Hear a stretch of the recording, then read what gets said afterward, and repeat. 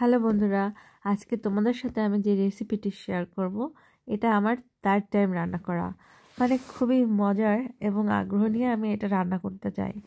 এটা রান্না করেছিলাম যখন প্রথমবার, সেবার কি হয়েছিল জানো না? প্রথমবার মানে এত এক্সাইটমেন্ট কাজ করতেছিল, পুরো এক প্যাকেট স্প্যাগেটি আমি সেদ্ধ করতে বসিয়ে দিয়েছিলাম এবং ওর জন্য যতগুলো উপকরণ লাগে মানে ভেজিটেবল বা অন্যান্য সস লাগে কোনো কিছু আমার কাছে এনাফ ছিল না। এতে করে খেতেও খুব হজবরলা হয়েছিল। ও মাই গড।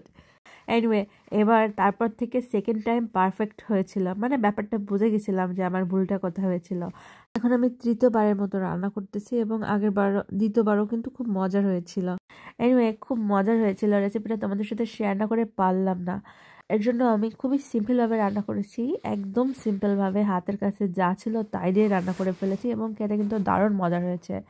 এখানে স্প্যাগেটিগুলো খুবই অল্প পরিমাণ নিয়ে আমি গরম জলে 10 থেকে 15 মিনিট জাল দিয়ে সিদ্ধ করে নিয়েছি, হালকা একটু তেল দিয়ে।